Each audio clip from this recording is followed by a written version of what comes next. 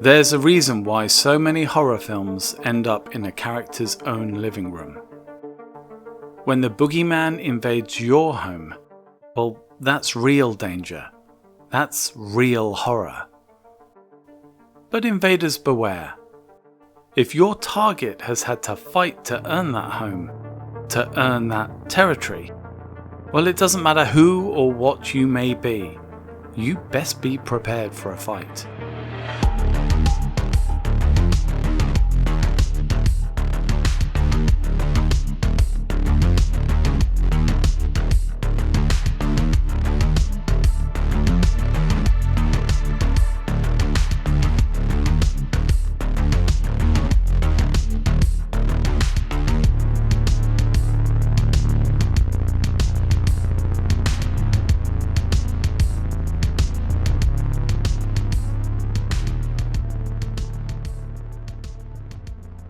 Released in 2011, Attack the Block is a British horror sci-fi about a gang of council estate kids who find their local area under attack from aliens and fight back, only to find themselves, their friends, and their homes in increasing danger.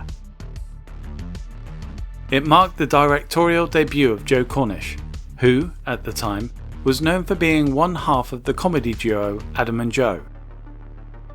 And it had a young cast, most of which were making their film debuts. And yet the result is a sharp, fresh take on the invasion genre, filled with genuine humour, horror, action, and a story that resonates on multiple levels. It's a perfect example of a cult film that was appreciated on its cinematic release, especially in the UK, but underperformed at the global box office.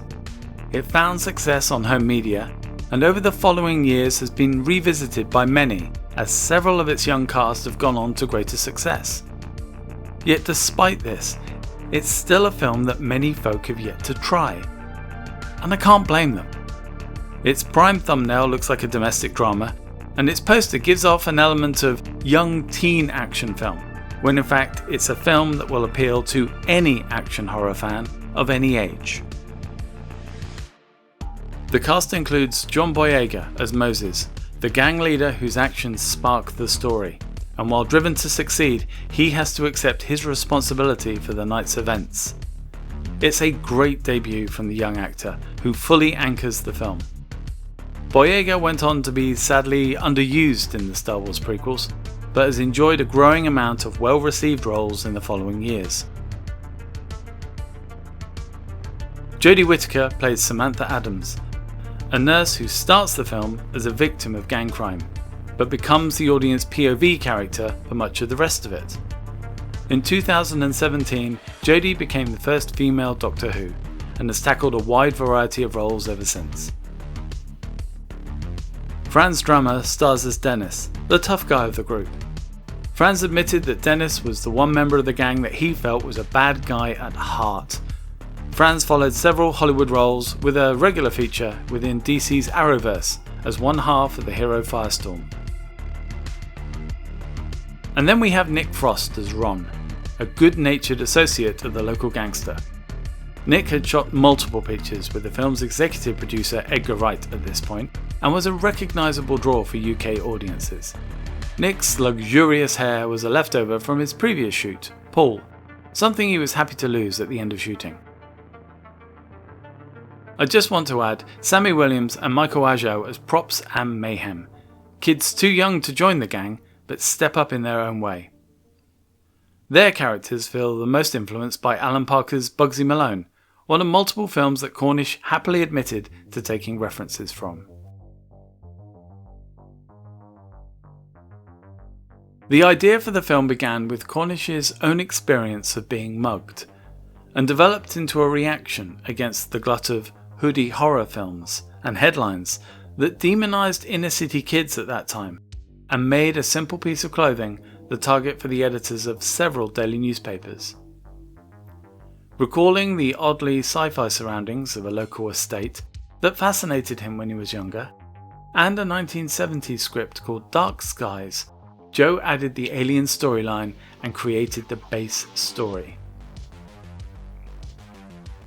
It developed thanks to local kids who gave their feedback on what weapons and tactics they would use in such a situation, giving the characters' actions more realism as the script evolved. Joe wanted to cast using local actors, so the teenagers were scouted from a range of London drama schools in a lengthy audition process, with the final cast taking up to 8 rounds to win their roles. Following this, the young actors were encouraged to suggest costume ideas, to provide snaps of their bedrooms to influence character sets, and even tweak their dialogue to ensure phrases used were accurate and fitting. Add to that a lot of rehearsals and bonding time over an Xbox, and you get an on-screen gang that really feels like they grew up together.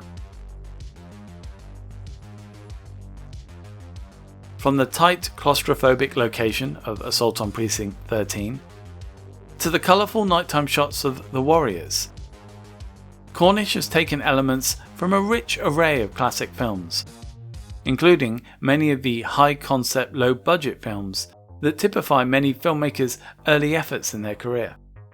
From Steven Spielberg's ominous Duel to James Cameron's Terminator, to Ridley Scott's artistic The Duelists.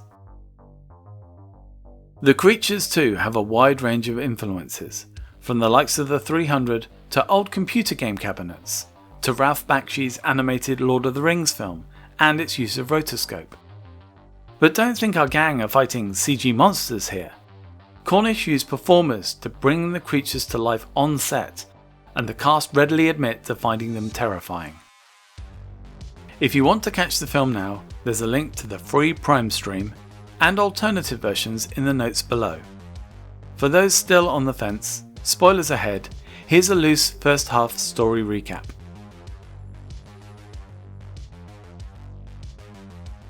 It's Guy Fawkes night, and Samantha, a young nurse, is mugged on her way home by a gang of teenagers. Her ordeal only ends when something that looks like a meteorite crashes down into a nearby car. In the confusion that follows, Sam flees. The gang leader, Moses, aims to take advantage of the situation by looting the car.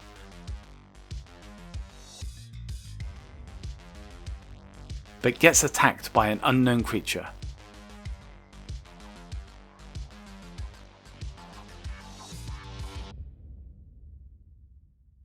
Incensed, he and the gang charge after the creature and kill it.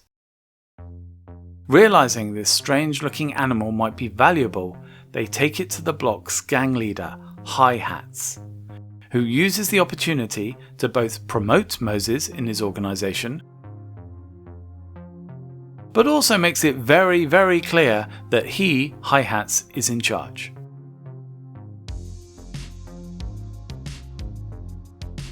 Seeing more meteorites fall to Earth, the gang tool up with various weapons to kill more creatures. Only to quickly realize that this second wave is larger and more dangerous.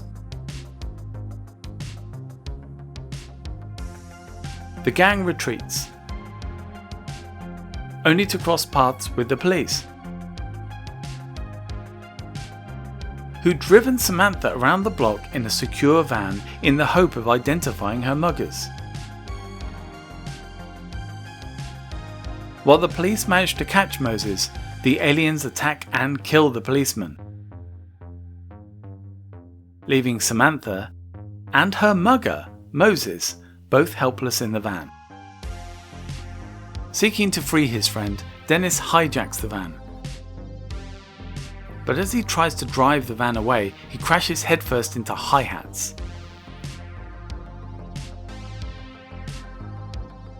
Wrongly believing this is Moses trying to usurp his authority, High Hats threatens the gang. And while a creature attack allows the gang to escape, the block boss is now aiming to take them all down.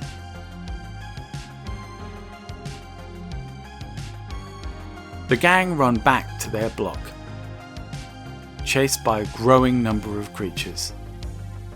Second in command, Pest, barely makes it back, but suffers an injury, and the teens scramble upstairs with creatures not that far behind.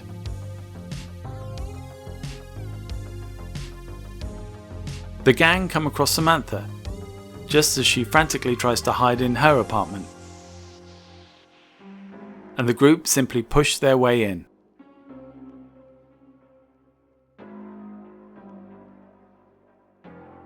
After understandable tension, Samantha helps patch up Pest's injury as best she can,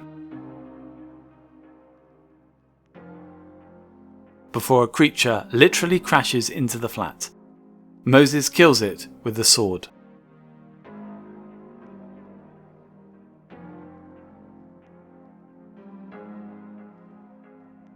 Realizing that she is safer with the gang than on her own, and now lacking a front door, Samantha reluctantly joins the group as they try to avoid the creatures homing in on them, as well as the enraged Hi-Hat who's gunning for them.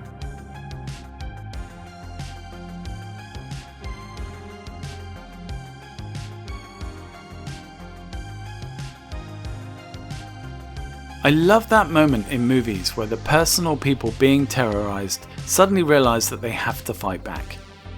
Yes, the characters might be scared beyond belief. And no, they might not have much of a chance, but taking a stand will quickly have the audience rooting for them. They're being heroic, even though they're far from heroes.